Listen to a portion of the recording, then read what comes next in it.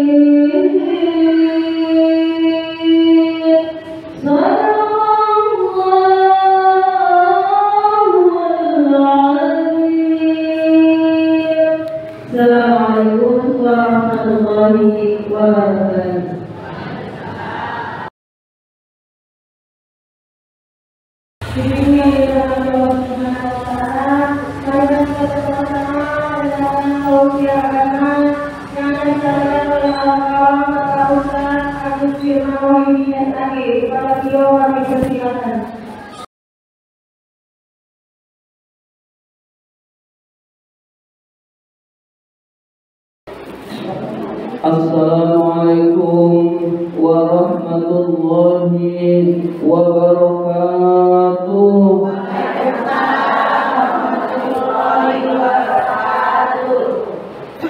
Alhamdulillahi rabbil alamin wa bihi nasta'in ala umurid dunya waddin. Wassalatu wassalamu ala ashrafil anbiya'i wal mursalin sayyidina wa maulana Muhammadin wa ala alihi wa sahbihi ajma'in. Rabbi shrah li sadri wa yassir li amri wahlul 'uqdatam min lisani yafqahu qawli, amma ba'du. Yang sama-sama kita hormati Ketua Majelis Taklim Kaum Ibu Masjid Al-Amin, Ibu Ustazah Hajjah Rohimah. Yang kami hormati ibu-ibu hadirat jamaah Majelis Taklim Al-Amin yang dimuliakan oleh Allah Subhanahu wa ta'ala.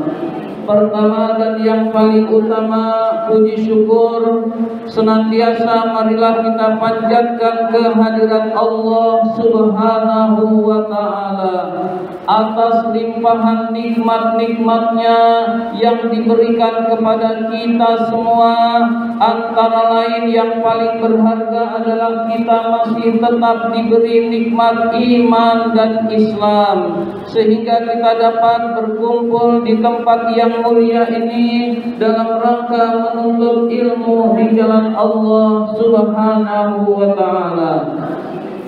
Salawat dan salam semoga Allah limpahkan pada junjungan kita baginda Nabi besar Muhammad sallallahu alaihi wasallam beserta para keluarganya, para sahabatnya, dan kepada kita sebagai pengikut ajarannya. Ibu-ibu hadirat yang dimuliakan oleh Allah Subhanahu wa ta'ala.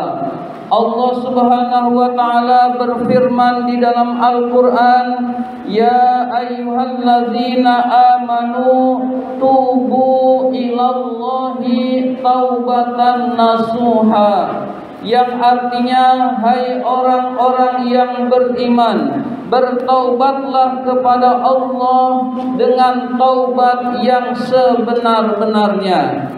Ibu-ibu hadirat yang dimuliakan Allah, tidak ada manusia yang tidak punya dosa. Ibu-ibu punya dosa enggak, Bu? Ya, banyak. Sama saya juga banyak, ibu-ibu sekalian. Banyak apa banyak sekali, Bu?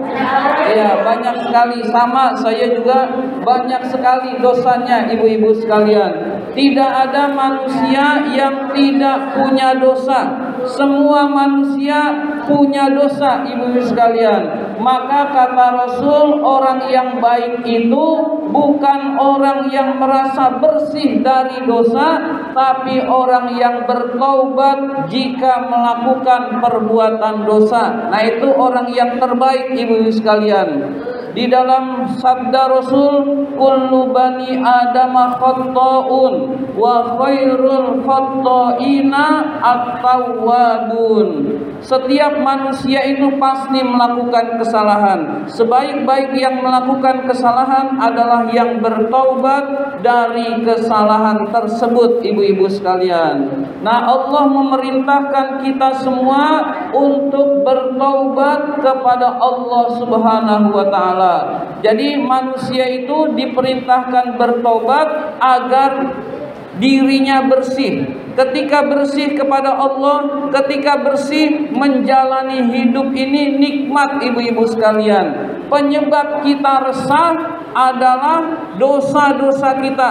Penyebab kita tidak bahagia di dunia adalah dosa yang dilakukan terus-menerus.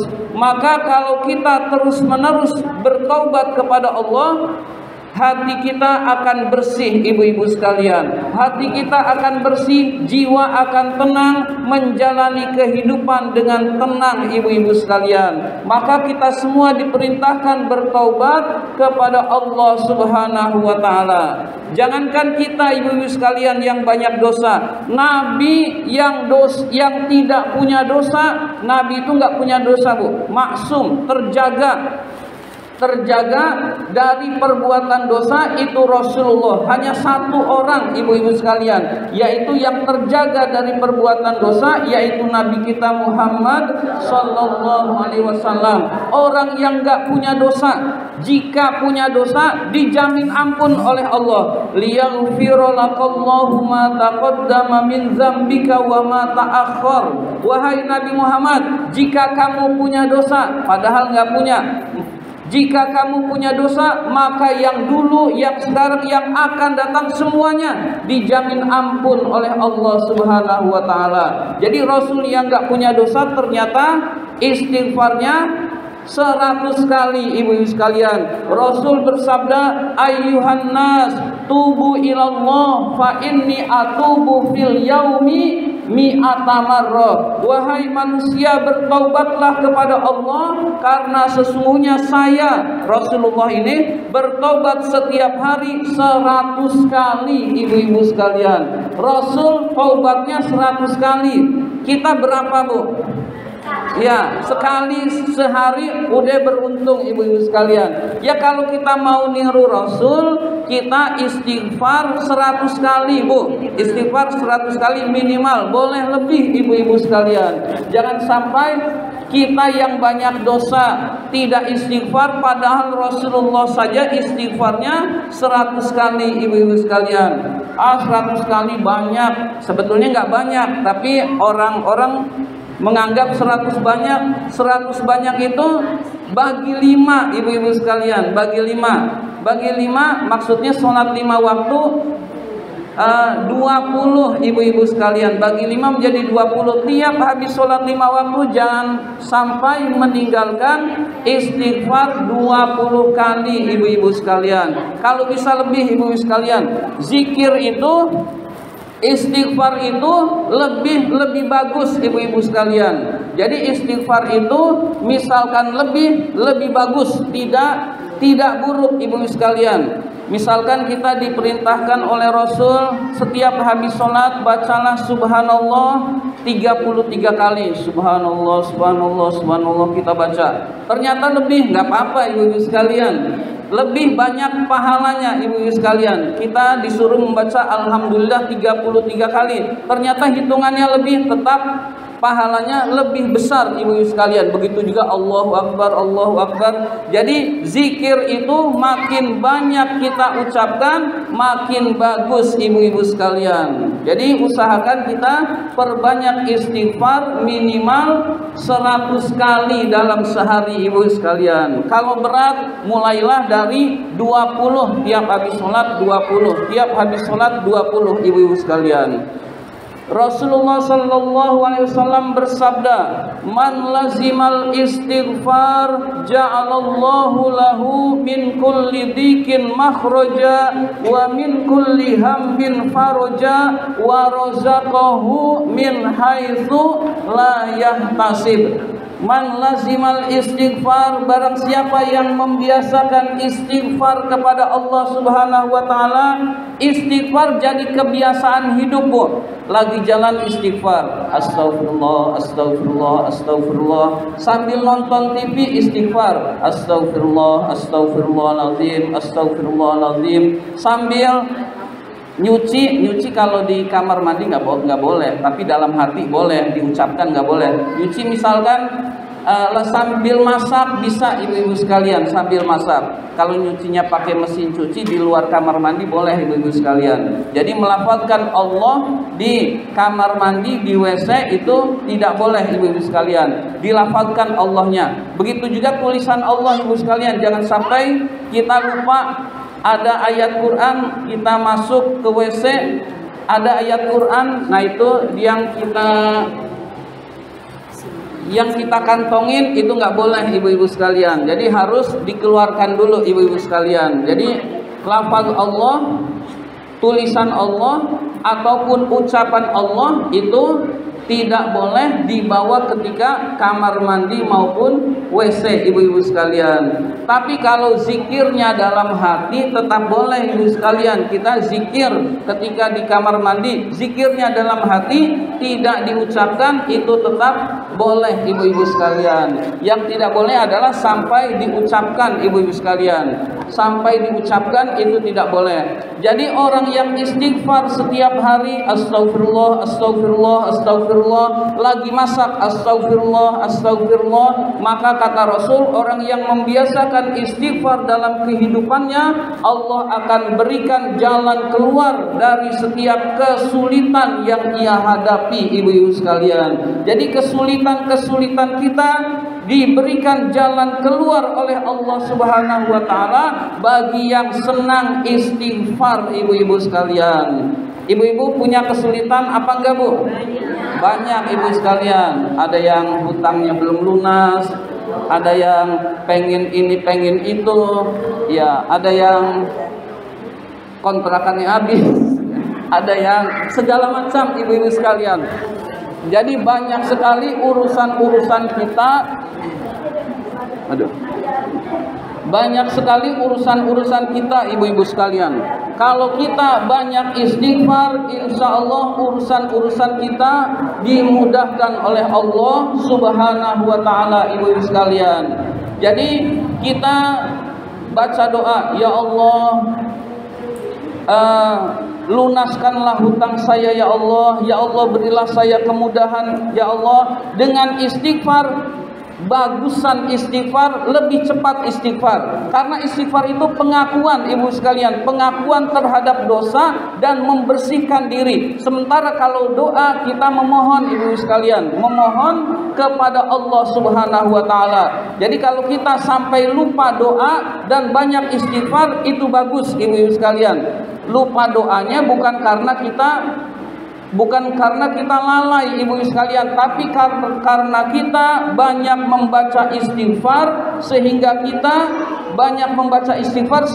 lupa berdoa, ibu sekalian. Itu bagus, ibu sekalian. Astagfirullahaladzim, astagfirullahaladzim, astagfirullahaladzim. Maka doa-doa yang kita lupa tetap diijabah oleh Allah Subhanahu wa taala, ibu sekalian. Maka usahakan kita perbanyak istighfar, Bu. Di mana saja perbanyak istighfar, mohon ampun kepada Allah Subhanahu wa taala. Wa min kulli hammin faraja. Allah berikan kegembiraan dari kesedihan yang ia hadapi. Kesulitannya Allah permudah, kesedihannya Allah kasih kegembiraan. Wa razaqahu min haitsu la yahtasib, dan Allah berikan rizki dari cara yang tidak disangka-sangka, ibu-ibu sekalian. Jadi rizkinya mengalir dari yang tidak dia duga-duga, ibu-ibu sekalian. Maka jangan sampai kita meninggalkan istighfar, ibu-ibu sekalian. Perbanyak istighfar, maka kita akan dicintai oleh Allah Subhanahu wa taala.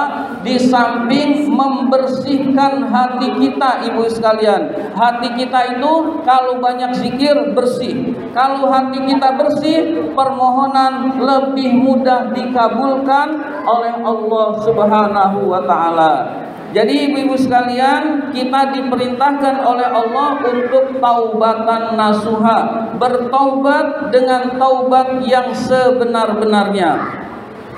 Ibu-ibu hadirat yang dimuliakan oleh Allah, bertaubat itu syaratnya ada 3, Bu. Bertaubat syaratnya ada 3. Pertama, an-nadamu, menyesal dari dosa yang pernah kita lakukan. Jangan taubat tapi bangga dengan dosa, taubatnya nggak diterima. Jadi syarat taubat menyesal. Saya sekarang udah rajin ke masjid. Dulu saya minum minuman keras, dulu saya berzina. Lalu dia merasa bangga dengan dulu pernah begini, bangga, maka dia belum taubat, ibu sekalian. Taubat terhadap maksiat adalah menyesal, ibu sekalian. Dulu saya pernah begini, lalu dia bangga dengan maksiatnya, maka dia tidak bertaubat kepada Allah. Jadi bertaubat kepada Allah adalah menyesal, ibu-ibu sekalian. Jadi nadamu taubatun.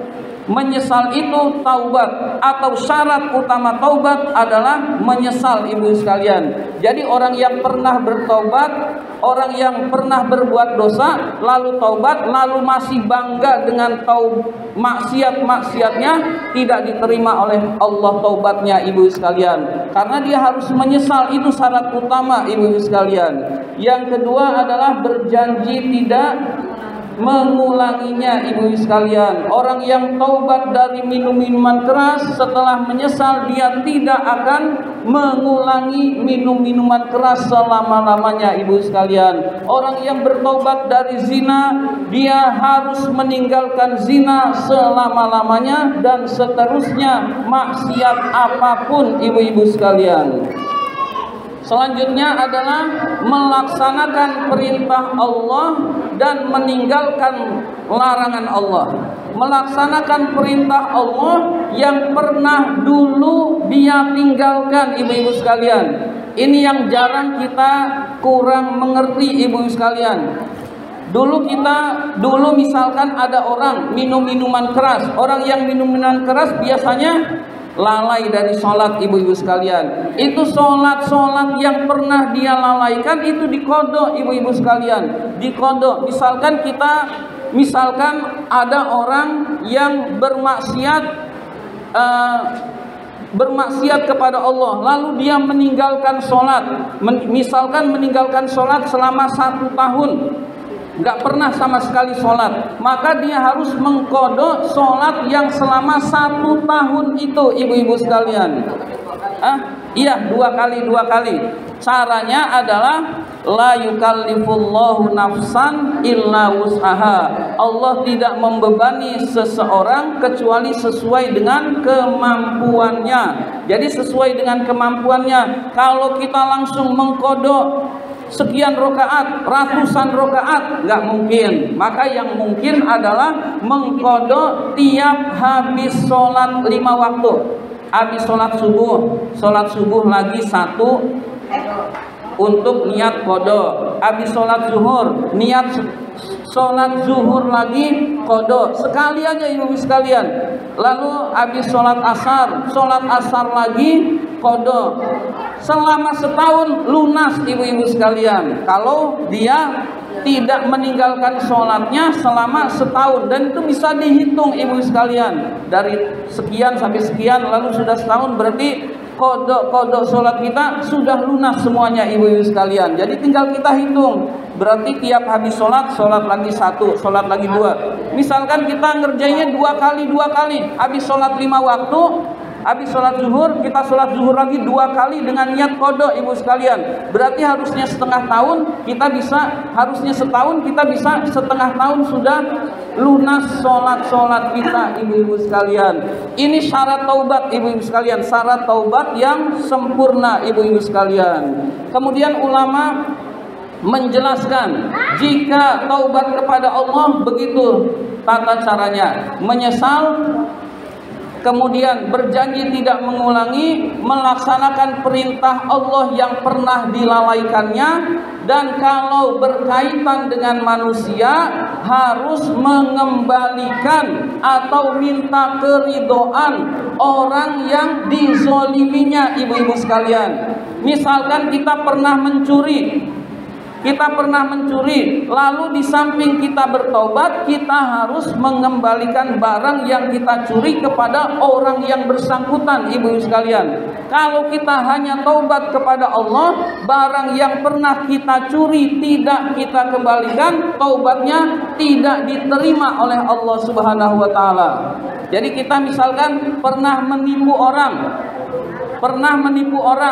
kita dapat untung misalkan 200.000 hasil menipu, ibu sekalian. Maka syarat taubatnya adalah uang 200.000 itu kita kembalikan kepada yang bersangkutan. Lalu kita mohon ampun kepada Allah, minta maaf kepada yang bersangkutan, urusan selesai, ibu-ibu sekalian.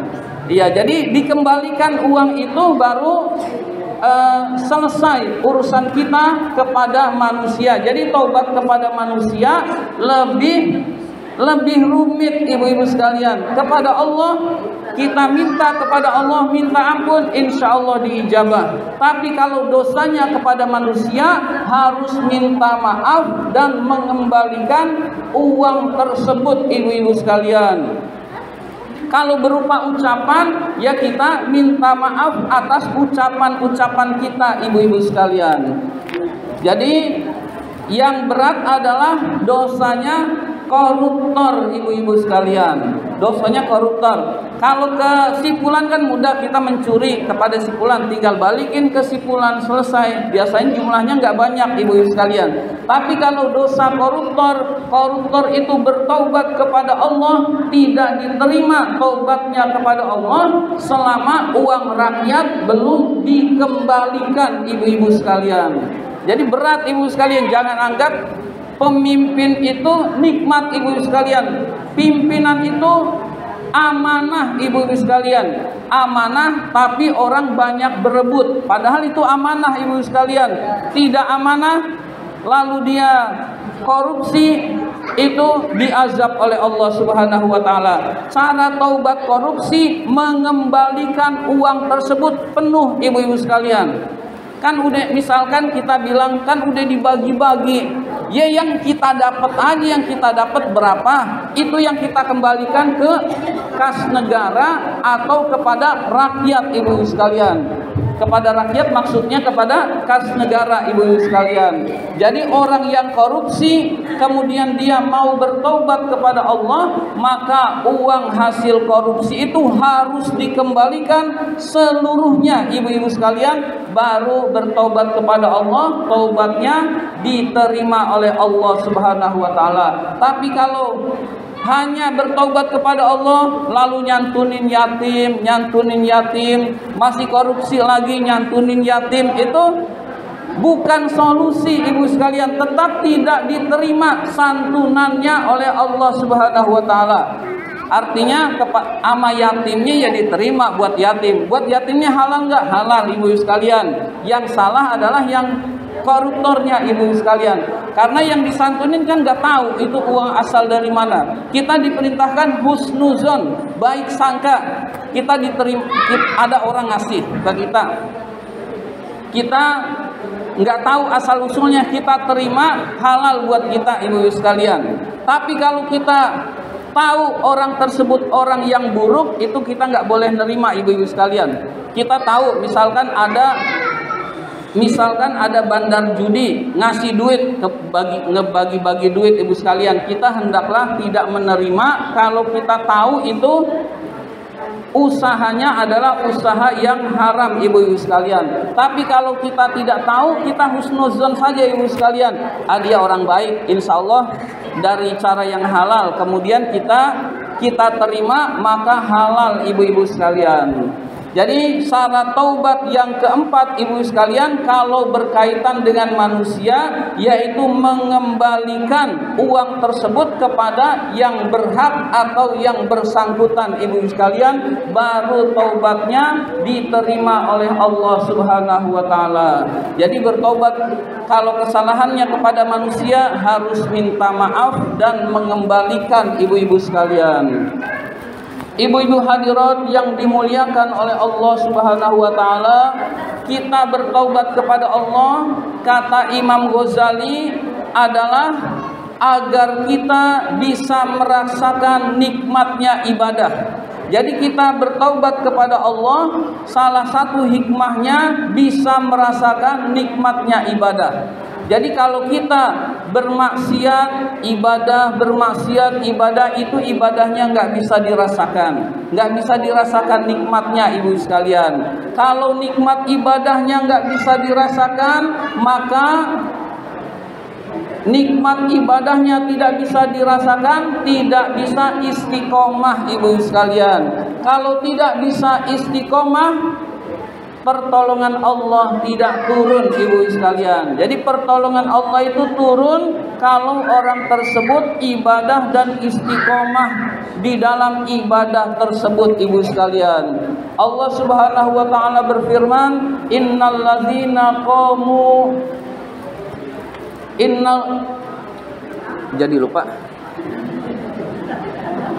ladzina qalu rabbunallah tsumma istaqamu tatanazzalu alaihimul malaikatu alla takhafu wa la tahzanu wa absyiru bil jannati allati kuntum tu'adun. Sesungguhnya orang-orang yang berkata Tuhan kami adalah Allah, lalu istiqomah terus-menerus taat kepada Allah, maka akan turun malaikat-malaikat yang membantu urusan-urusan tersebut, urusan-urusan manusia tersebut. Malaikat itu membisikkan ke dalam diri orang tersebut, Allah takhafu wa la tahzanu, jangan takut, jangan bersedih hati, wa absyiru bil jannatil lati kuntum tu'adun, dan akan diberikan surga, dibisikkan akan diberikan surga yang telah dijanjikan oleh Allah Subhanahu wa taala.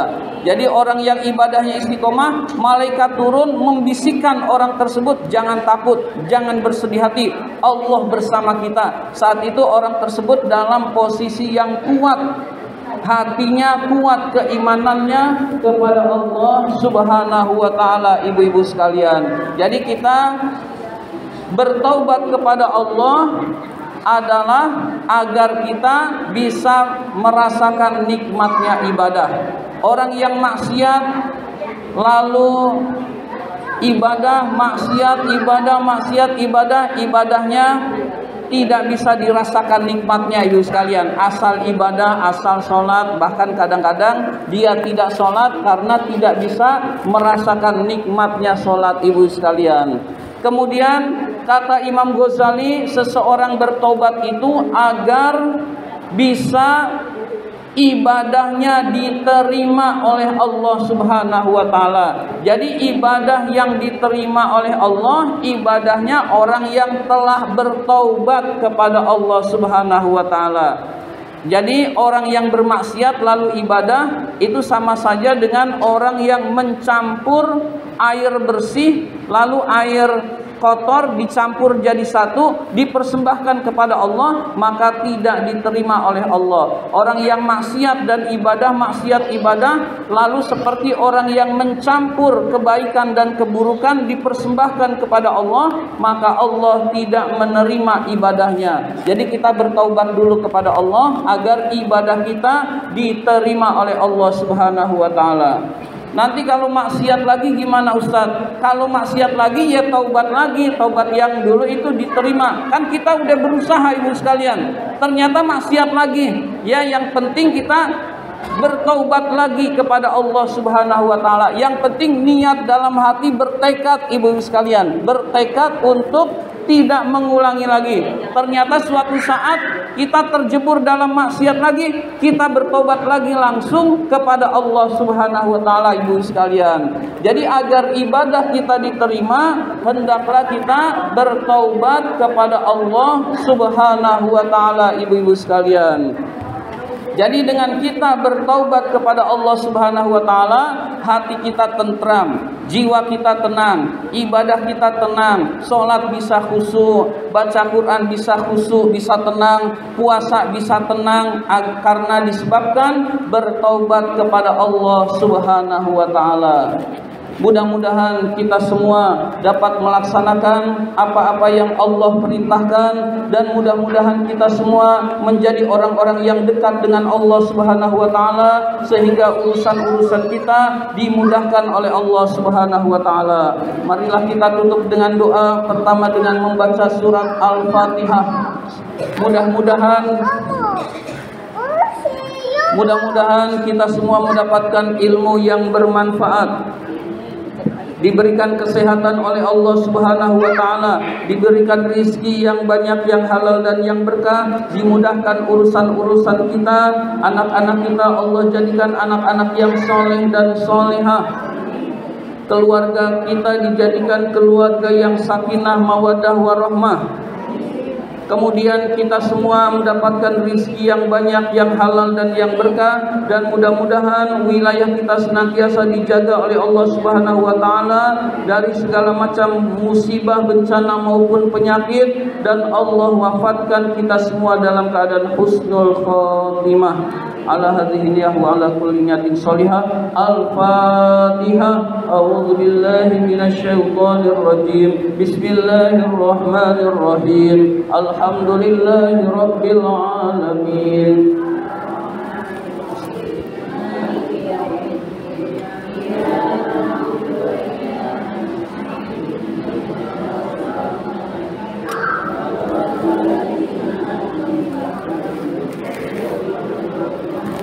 Waladhdallin amin.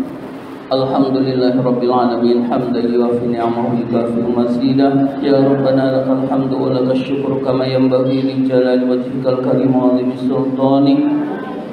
Allahumma salli ala sayyidina Muhammad salatan tunjina biha min jami'il ahwali wal afat wa taqdilana biha jami'al hajat wa tutahhirna biha min jami'is sayyi'at wa tarfa'una biha indaka 'alad darajat wa tuballighuna biha aqsal ghayat min jami'il khairati fil hayati wa ba'dal mamat innaka sami'un qaribun mujibud da'wat wa ya qadiyal hajat. Allahumma nazim ahwalana wa hassin af'alana wa khallisna min alamil faqri wal dhulli wa 'asimna minal bala'i wal waba'i wat ta'un wa min syururil a'da'i wasyayatin wan nafsil ammarati bisu. Allahumma yassir lana al-intiqama fi jami'il umurid dunyawiyyah wa diniyah wa hassil muradana bil khair. Allahumma ba'idna minasy syarri wal isyan. Allahumma inna na'udzubika min jahdil bala wa darkis saqa wa su'il qada wa syamatatil a'da. Ya muhawwilal hawli wal ahwal